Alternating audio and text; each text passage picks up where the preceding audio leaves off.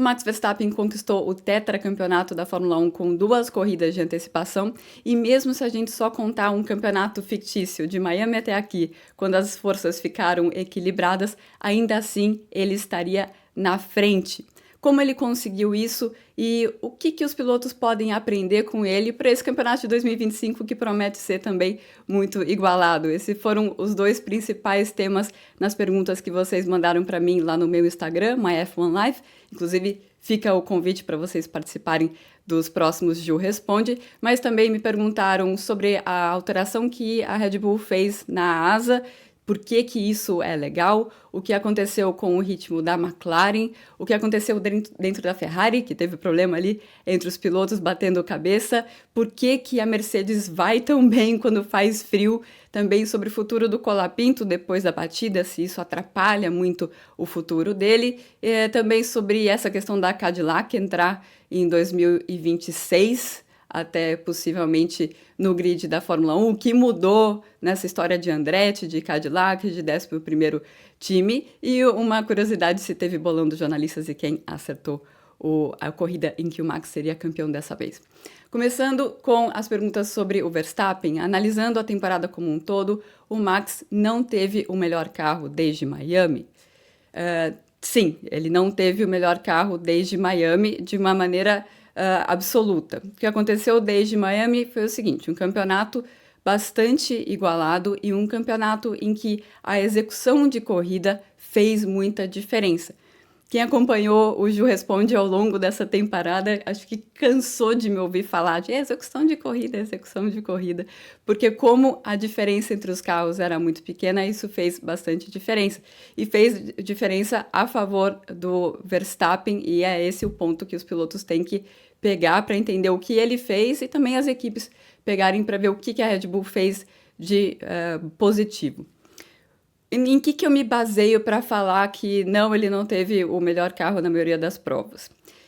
A conta é a seguinte, você pega o ritmo de corrida do melhor piloto em cada uma das equipes, em cada corrida.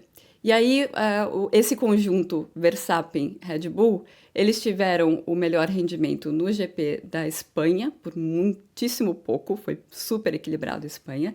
Eles tiveram o melhor desempenho na Áustria, e tiveram melhor desempenho no Brasil. Tirando essas corridas, em nenhuma delas o Max Verstappen e a Red Bull foram o melhor conjunto em termos de ritmo. Então, esse conjunto carro-piloto, eu sempre falo em conjunto da Fórmula 1, né? Conjunto carro-piloto, que só teve o melhor rendimento em 3 corridas, eles ainda assim conseguiram pontuar mais do que qualquer outro rival. Lembrando que eu estou considerando de Miami até aqui. Então não adianta falar, ele teve o melhor carro lá no começo e foi por isso que ele foi campeão. Não, exclui aqueles pontos e mesmo assim você tem esse resultado. É claro, aquela vantagem que ele tinha, então ele chega em Miami com 52 pontos a mais do que o Lando Norris.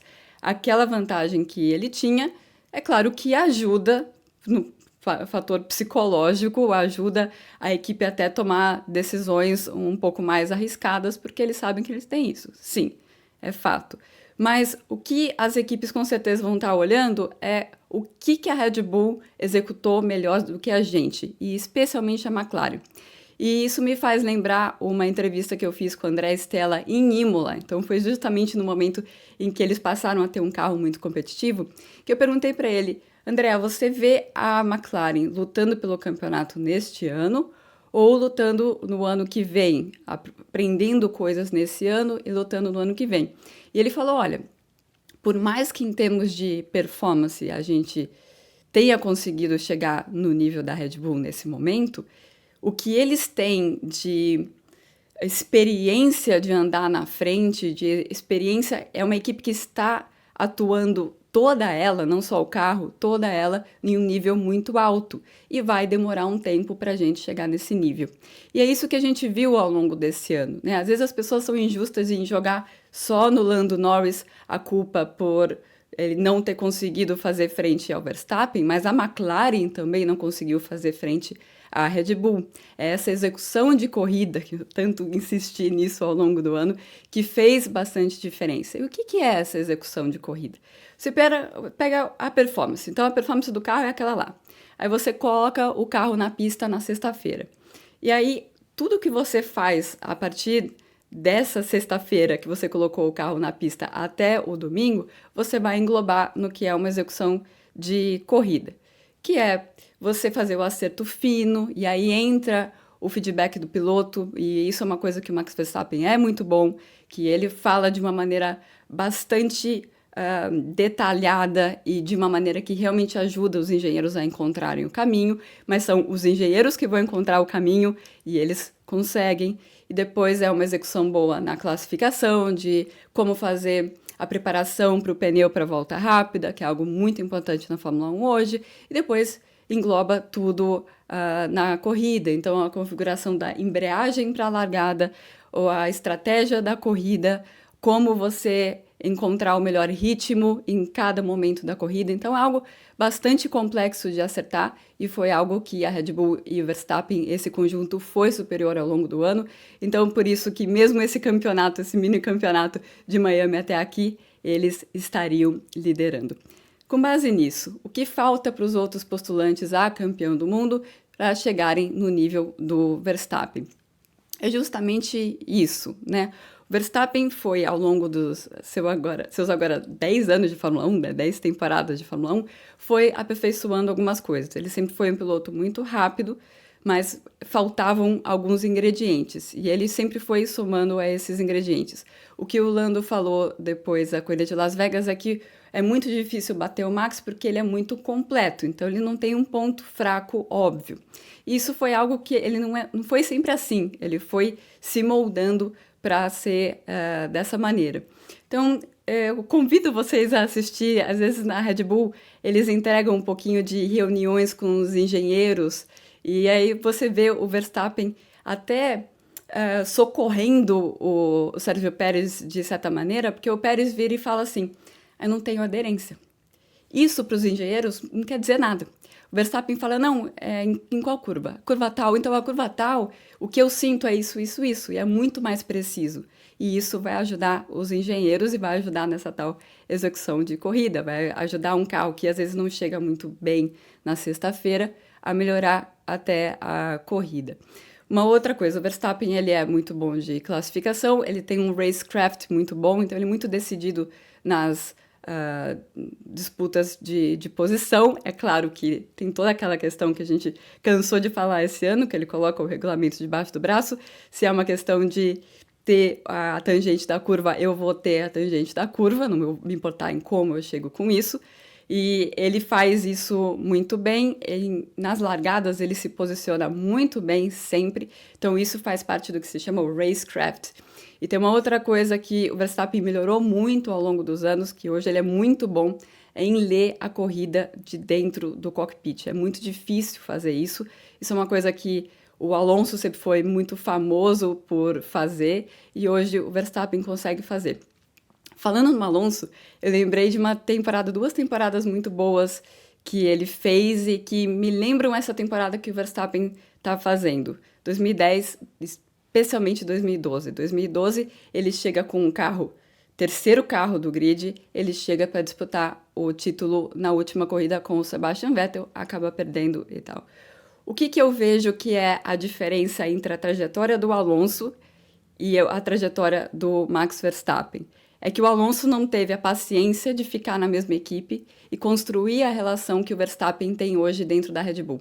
Então, o Giampiero Lampiasi, o engenheiro de pista dele, ele falou uma coisa muito importante e tem a ver com esse período que eles estão trabalhando juntos. O Lampiasi está com ele desde 2016, que ele entendeu como o Max funciona. Então, várias vezes a gente viu o Lampiasi e o Verstappen, parece que eles têm algumas trocas de farpas ali ao longo da corrida. O que o Lambiase disse foi o seguinte, eu sei que ele vai reclamar. Eu não me importo em ser xingado que ele vai reclamar. O que eu sei também é que todos os pedaços de informação que eu dou para ele, ele apreende. Então, o mais importante para mim não é ele me tratar bem, é eu passar a informação para ele e eu sei que tudo ele vai colocar na cabeça dele. E ele vai usar tudo que eu estou falando para ser um piloto melhor. Eu acho que esse é um ponto bastante interessante. Então a gente tem a continuidade desse trabalho na Red Bull, isso que fez com que a Red Bull entendesse como tirar o melhor do Max e como o Max tirar o melhor da Red Bull, e essa capacidade de estar sempre aprendendo, sempre melhorando. As asas da Fórmula 1 são homologadas, alterar ou cortar seria contra as regras. Claro que isso é uma referência ao que a Red Bull fez. Uma equipe de Fórmula 1 pode fazer o que bem entender no seu carro até o momento em que o piloto passa na linha que sai do pit lane. No momento que ele sai do pit lane pela primeira vez na classificação, até esse momento eles podem fazer o que eles quiserem. As asas não são homologadas, não tem nada da parte aerodinâmica que é homologado no carro. Claro que o limite é o regulamento, você não pode andar com o carro fora do regulamento, mas você estando dentro ali das caixinhas imaginárias que formam o regulamento da parte aerodinâmica, você pode fazer o que você quiser. Então, por isso que não é ilegal você cortar a asa. Pode fazer isso. Às vezes as equipes fazem alguns buracos no assoalho adicionais, porque eles sentem que isso é melhor. Não é bom você fazer isso lá na corrida, né? Ninguém vai ganhar nenhuma vantagem com isso. Na verdade, eles estão tentando remediar uma desvantagem que eles estavam tendo naquele momento. Mas isso é permitido fazer, até que o carro entre em parque fechado. A partir do momento em que entra no parque fechado, não pode mais mudar nada. O que aconteceu com a Ferrari para aquela trocação no rádio? Adorei, né? Trocação, Las Vegas, tudo a ver. Bom, o que aconteceu foi uma execução de corrida péssima da Ferrari. A Ferrari, nos treinos livres, vinha com o melhor ritmo de corrida e estavam indo para a corrida muito confiantes até em uma dobradinha e confiantes principalmente em tirar muitos pontos em relação à McLaren. Eles sabiam que essa corrida era fundamental, porque as duas próximas corridas, Qatar, Abu Dhabi um pouco menos, mas principalmente o Qatar é uma corrida mais para o lado da McLaren. Depois eu vou falar sobre por que a McLaren não foi bem nesta prova. Aí começa a corrida. O que era fundamental para essa corrida? É você não ter graining nos pneus dianteiros no começo da prova, porque graining é algo que acontece quanto mais macio é o pneu, por isso que quase ninguém usou o pneu macio e todo mundo foi direto para o médio, mas o grande perigo era detonar esse pneu médio. Então, como que você controla o graining? Você tende a não colocar muita energia no começo do stint. Então, você vai aos poucos com esse pneu. O Leclerc foi aos poucos com esse pneu? Não. E detonou o pneu. O Sainz achava que estava indo aos poucos com esse pneu e detonou o pneu também. Quando eles largaram, ninguém sabia se seria uma ou duas paradas, mas foram aquelas primeiras voltas da Ferrari que acabaram jogando todo mundo para os boxes, né? Eles que pararam primeiro, o Leclerc parou primeiro, e todo mundo foi para os boxes e acabou sendo uma corrida de duas paradas por conta disso. Aquilo parece que ligou o alerta de desespero na Ferrari, porque eles começaram a tomar algumas decisões um pouco estranhas. Então o Leclerc é o primeiro a fazer essa primeira parada e ele volta para a pista cuidando dos pneus, sabendo que era muito importante ele cuidar dos pneus. Nisso, Russell lá na frente já tinha escapado, a vitória já tinha escapado. A disputa deles era com o Hamilton, porque eles já tinham visto que a Mercedes estava conseguindo forçar o pneu e ainda assim não tinha o graining que os outros estavam tendo, ou pelo menos não no mesmo nível. Então, por isso que a missão dos dois ali era segurar o Lewis Hamilton. Então, essa vira a corrida do Leclerc. Ele cuida bem desse pneu para alargar esse segundo stint, para conseguir parar depois do Hamilton na segunda parada, para chegar com um pneu melhor no final da corrida, certo? E ele faz isso, ele consegue ir para... São 4 voltas a mais que ele faz em relação ao Lewis Hamilton na segunda parte da corrida, e aí ele precisa novamente cuidar dos pneus nesse começo para atacar no final. O que ele não precisa é que o companheiro dele o ultrapasse, e é isso o que o Sainz faz. Saindo do box, o Sainz vai lá e ultrapassa o Leclerc, por isso que ele ficou muito irritado, falando, agora eu não vou conseguir cuidar do meu pneu, porque tem um carro na minha frente e tem a turbulência e tudo mais. Com a turbulência você escorrega mais e vai ser difícil eu colocar calor aos poucos no pneu para ir bem no final da corrida. Por isso que o Leclerc estava irritado. E aí tem o Sainz que também está irritado nesse momento. Porque o Sainz, na segunda parte da corrida, ele está na frente do Leclerc.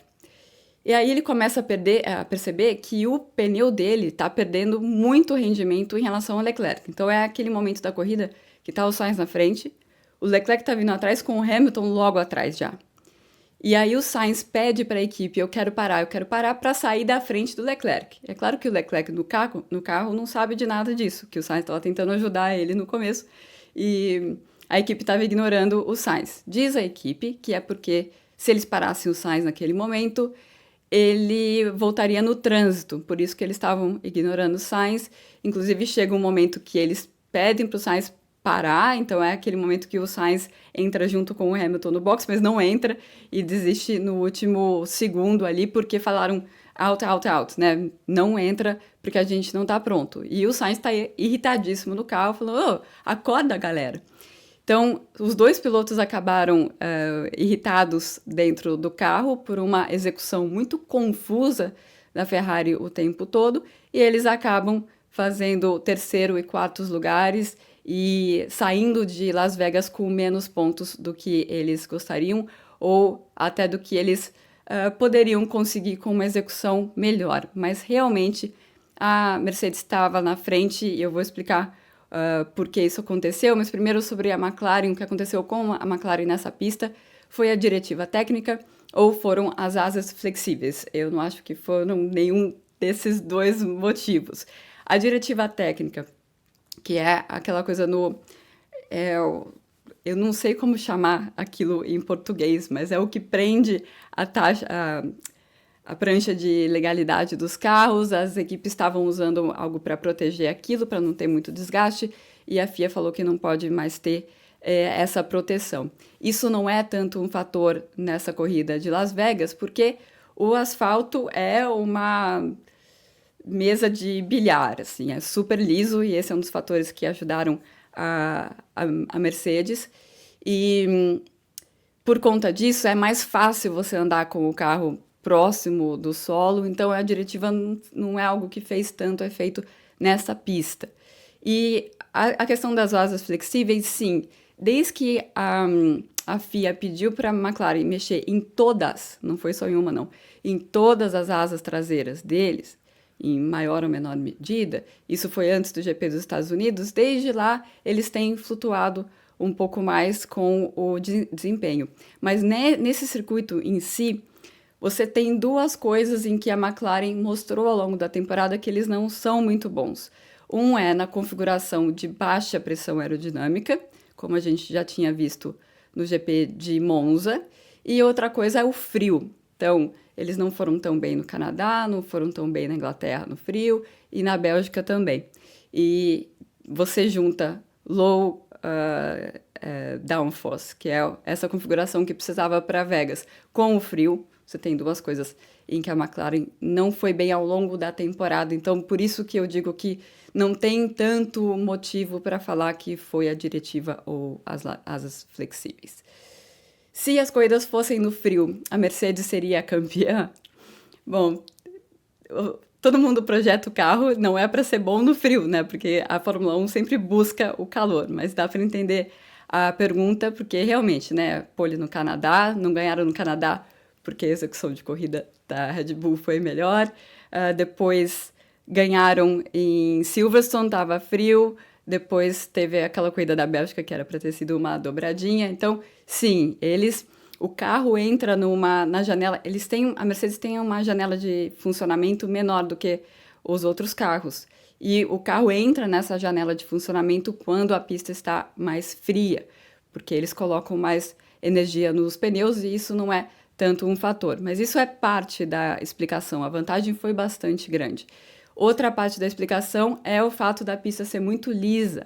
A Mercedes não gosta de ondulação, a Mercedes não gosta de ter que atacar a zebra. Então, esse não é tanto um fator em Las Vegas. E eles podem andar com o carro bem baixo e também com a suspensão bem dura. É assim que eles gostam.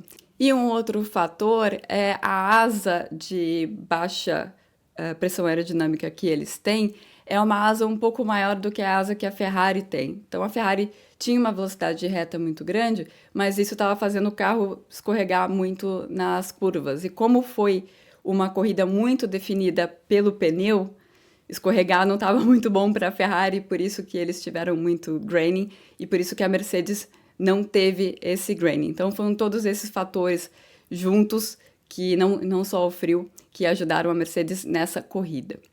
O Colapinto, ele perdeu a chance de ter equipe em 2025.